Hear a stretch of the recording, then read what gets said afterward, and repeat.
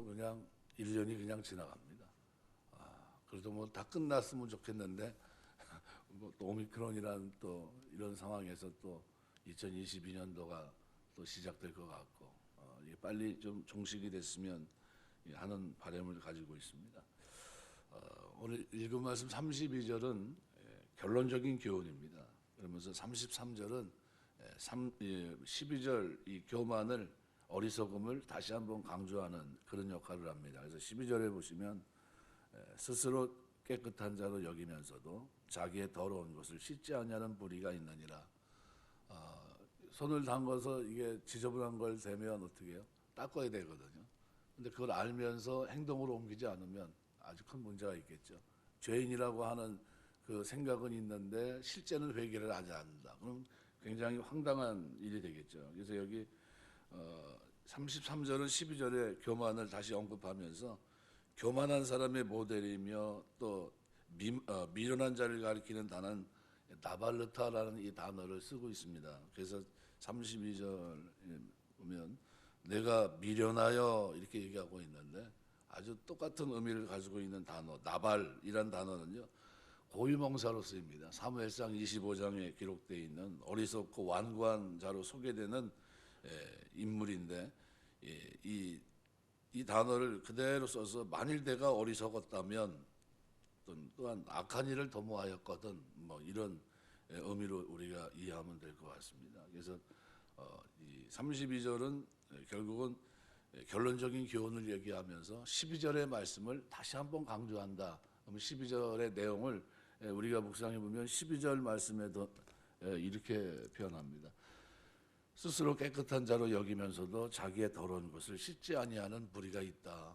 우리가 완전히 씻어야 되는데 씻지 않고 지나간다. 알기만 하면 안 되겠죠. 여기 12절에 보면 자신의 상태를 깨닫지 못하는 우매한 인간의 대표적인 죄가 뭐냐 하면 교만이고 그것이 미련한 자입니다. 그거를 그대로 설명하고 있는데 씻지 않았다고 표현하고 있는 스스로 깨끗하게 여기면서 더러운 것을 씻지 않았다. 루아츠라는 말은요 수동형으로 되어 있습니다. 그래서 그 더러움으로부터 씻지 않았다라는 뜻입니다. 그러니까 많은 영역변들은 이 상반절 하반절이 수동형으로 되어 있다는 것을 강조하면서 원인 결과로 이해하는 것, 그거를 거의 그렇게 그런 식으로 본문을 이해합니다. 그래서 자기 자신을 진지하게 검토하지 않거나 혹은 관심이 없거나 하는 이유로 자신의 참된 상태를 깨닫지 못하고 자신의 온갖 더러움즉 그러니까 불의에서 깨끗하게 되지 못했다는 겁니다. 그래서 여기서 이 아굴은 그런 얘기를 하는 겁니다. 배설물이나 오물로 더럽혀졌을 때 이것을 감지하는 모든 사람들은 씻어냅니다.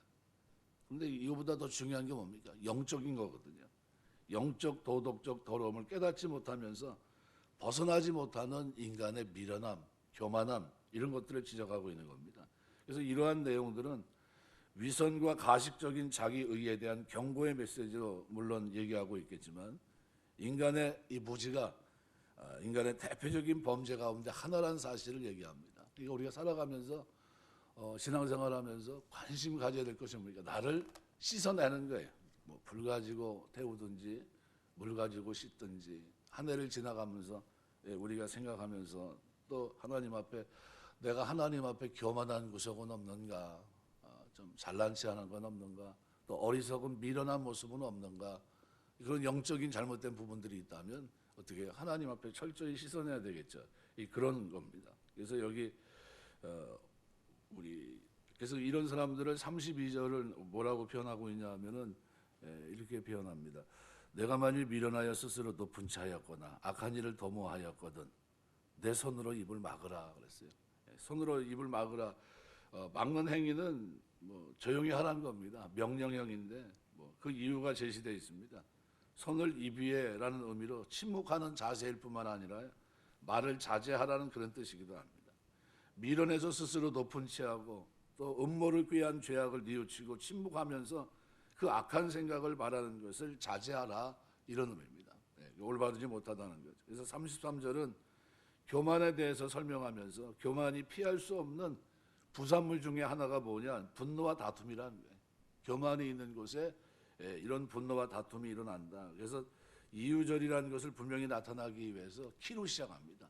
대저, 그죠? 키로 시작하면서 32절의 이유를 나타내는 그런 구문이라는 것을 분명히 얘기합니다. 대저, 그래서 33절 보면 그렇게 표현합니다. 젖을 저으며 엉킨 젖이 되고 코를 비틀면 피가 나는 것 같이 너를 격동하면 다툼이 나옵니다. 3번이나 강조합니다. 뭐 할 겁니까? 이게 다 회개하라는 겁니다. 그래서 저으면 이 미치라는 말은 비틀어 짜는 건데 우유가 가득한 가죽 부대를 상박대에 걸어놓고 비틀어서 버터를 만드는 팔레스타인 사람들의 풍습을 그대로 보여주고 있고요. 이거 3번이나 일종의 언어 유희인데요. 그러니까 독자들로 하여금 이 단어의 의미를 뒤따라가도록 하기 위해서 강조하고 있는 겁니다. 어떤 종류의 변화에 대한 상징으로 사용된 우유를 휘젓는 것, 두 번째는 코에서 피가 나게 하는 어떤 타격, 또 세 번째는 다툼이 생겨나게 하는 분노, 이거와 관련돼 쓰였습니다. 아굴은 이런 것들을 통해서 우유를 저으면 버터가 되고 코를 비틀면 피가 나오는 것처럼 분명하게 흥분하고 분노를 격동시키면 다툼이 일어나기 때문에 교만과 분노를 자제해야 된다라는 거예요. 교만과 분노. 그러니까 이 다툼이라는 것은 개인적인 다툼으로부터 시작해서 공식적인 법정 싸움까지 모든 범위를 아우르는 싸움이 리브라는 단어예요. 다툼입니다. 그러니까 분노가 다툼으로 번지면서 절정에 이릅니다. 다만 하나의 해결책이 피할 수 없는 기회를 차단할 수 있는데 그것이 바로 32절에 기록이 되어 있는 겁니다. 자신만을 주장하는 교만을 가지지 말라고 입을 막으라고 표현한 겁니다. 입을 막어라. 입을 막어라. 그러니까 교만은 분노와 다툼을 가져다 미련함은 분노와 다툼을 가져다 둡니다. 자기 눈에 그죠 티끌 뭐 이런 것들 뭐 상대방에 있는 눈에 그죠 그 들보 티끌 이런 것들을 어떻게 헷갈리게 만드는 겁니다. 자기는 괜찮고 상대방에 있는 조그만 티끌을 갖다가 아주 굉장히 크게 보는 이런 모습이 되겠죠. 그래서 교만은 분노와 다툼을 가져오면서 마음을 낮추고 자기보다 남을 낮게 여기고 이웃에게 선을 행하는 이것이 필요하다는 것을 암묵적으로 교훈하고 있는 겁니다. 그러니까 자기만을 주장하는 교만을 가지지 말고 입을 막으라는 거예요. 그것은 어리석은 일이라는 겁니다. 다 인간은 허물이 있고 그 허물은 결국은 어떻게 해요? 씻어내야 될 부분들인데 그러지 말라는 거죠. 그래서 32절 잠언을 마치면서 아굴은 겸손과 자제를 통해서 다툼을 멀리할 것을 교훈한 겁니다. 겸손하고 자제하라. 입을 좀 갖추고 교만하게 말을 자꾸 내지 말라는 거예요. 그러니까 거듭 강조하면서 우매와 악행을 버리고 지혜로운 삶을 살기 위해서는 무엇보다 요구되는 자세가 바로 이 자세입니다. 이러한 태도 없이는 교훈을 받아들일 수도 없고 교훈을 실행할 수도 없기 때문에 30장 이 본문 말씀 이 말씀을 마치면서 아굴은 거듭 우리 그리스도인 하나님의 자녀들에게 겸손과 자제를 교훈하고 있는 겁니다. 그래서 우리가 한 해를 살아가면서 나는 어떤 사람인가 한번 생각해 보시면서 나는 하나님 앞에 이제 휴무스라는 거는 겸손이라는 단어는 흙과 관계된 단어거든요. 나는 진토에 불과하다. 아브라함처럼 티끌과 같은 나를 돌아보시나이까 이렇게거든요. 자기는 티끌로 봤습니다. 아브라함은 아무짝에도 쓸모없는 나를 하나님이 저를 아십니까? 저를 돌아보십니까? 이런 뜻이거든요. 여기서도 32절에서도 입을 막는다는 말은 더 이상 말을 하지 않는다는 뜻으로 하던 행위를 그치는 것 이런 걸 얘기합니다. 그러니까 교만하게 행동하거나 악한 일을 도모했을 경우 이것을 멈추라는 것으로 자신의 실수 허물을 알았다면 이제 고치고 돌아서라는 겁니다.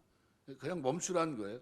그러니까 우리 실제 삶에서 이것이 죄인 줄 알았다면 브레이크가 고장난 차처럼 계속 불행을 당하는 경우가 많다는 사실입니다.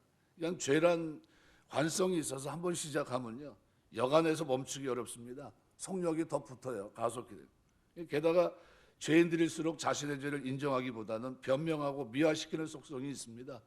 욕심이 죄를 낳고 죄가 장성한 자 결국은 사망에 이르게 됩니다. 그래서 죄가 시작되면 큰 죄를 부르고 이것이 악순환을 반복하다 돌이킬 수 없는 파국을 맞게 됩니다.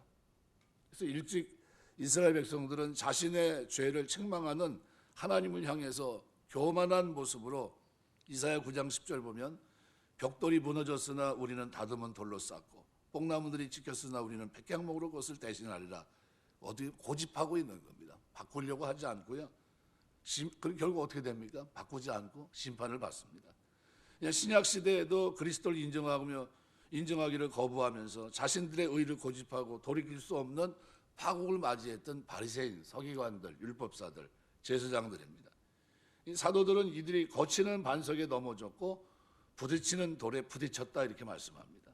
그러니까 죄악을 고집하고 넘어지는 자들에 대한 적절한 표현들을 성경에 쏟아놓고 있습니다. 사람이 술을 마시다 술을 마시고 마침내는 술이 사람을 마신다는 말이 있듯이 죄 역시 한번 시작되면 더 무서운 죄를 낳고 결국 사람마저 파멸에 몰아넣는다는 사실을 우리가 기억해야 됩니다. 그래서 가장 최선의 길은 처음부터 죄악을 쓰지 않는 거예요. 제가 고민하다가 2022년 한 해를 시작할 때 어떤 말씀을 가지고 우리가 시작을 해야 될까? 우리 잘 아는 말씀을 가지고 쉽게 이해할 수 있고 삶에 적용할 수 있는 말씀이 돼야 될 텐데 왜요? 미련한 사람들은 그죠? 자기를 변화시키려고 하지 않기 때문에 그래서 하나님 앞에 복을 받는 영적인 복의 원리가 뭘까? 그거를 생각하면서 첫 주 우리가 한번 생각하면서 하나님 앞에서 삶을 결단하려고 합니다. 우리가 살아가면서요 끊임없이 우리에게 필요한 것이 있습니다. 나를 돌아보는 거예요. 나는 어떤 사람인가? 내 가는 길에 혹시 내가 어리석고 미련한 모습, 교만한 모습은 아닌가? 그렇다면 어떻게 해요? 더러움을 봤으면 손을 씻는 것과 똑같이 영적인 더러움, 미련함 속에 있다면 그것을 어떻게 벗어내야 되는데 어떤 모습으로요? 절제와 자제의 모습으로. 그래서 끊임없는 회개의 모습으로 우리가 살아내야 됩니다. 가장 최선의 길은 죄악 길에 접어들지 않는 것이고 혹 약해서 깨닫지 못하고 범죄하고 실수했다면 그 사실을 깨닫는 순간 미련 없이 즉각적으로 돌이켜야 됩니다. 빠르면 빠를수록 더 큰 불행과 파멸을 미연에 방지할 수 있는 지혜로운 처신이 바로 거기 있기 때문입니다. 이사야 55장 7절 보면 악인은 그 길을 불의한 자는 그 생각을 버리고 여호와께로 돌아오라. 그리하면 그가 긍휼히 여기시리라. 우리 하나님께로 나오라. 그가 널리 용서하시리라 그랬습니다. 예레미야 25장 5절에도 너희는 각기 악한 길과 너희 악행에서 돌이키라. 그리하면 나 여호와가 너희와 너희 열조에게 옛적에 주어 영원히 있게 한 그 땅에 거하리니 그랬습니다. 말씀 맺겠습니다. 2021년도 이제 마지막 31일 이제 말 그대로 오늘 저녁에는 또 송구 영신 예배도 드리고 하는 그 마지막 날입니다. 또 공교롭게도 이 잠언 30장 결론부에 이제 우리가 도달해 있고요. 마지막 31장 한 장을 남겨놓고 있는데 30장의 결론도 한 해를 돌아볼 수 있는 그런 말씀입니다. 그래서 우리가 씻어야 된다는 겁니다. 잘못된 거는 고쳐야 된다는 거예요. 하나님 앞에 빨리 가면 갈수록 그것이 복이다. 그래서 잠언을 마치면서 아굴은 32절에서 성도들에게 겸손과 자제를 이것을 통해서 살아갈 것을 얘기합니다. 왜냐하면 이것이 교만과 미련함으로 빚어질 수 있는 모든 다툼을 멀리할 수 있기 때문이다. 그래서 이 겸손과 이 자제, 그죠? 이것이 아굴이 거듭 강조하는 우매의 악행을 버리고 지혜로운 삶을 사는 이것이 하나님께서 요구하는 삶의 자세다라는 거예요. 우리가 하나님 섬기면서 하는 동안에 겸손과 자제를 통해서 다툼을 멀리하고 가는 것보다 화평의 도구, 진짜 하나님 기뻐하시는 그런 삶을 살고 또 영적으로도 게으르지 않아서 늘 깨끗한 그런 모습으로 하나님 앞에 쓰임받는 저와 여러분의 모습이 다 되시길 주의 이름으로 축원합니다. 기도하겠습니다.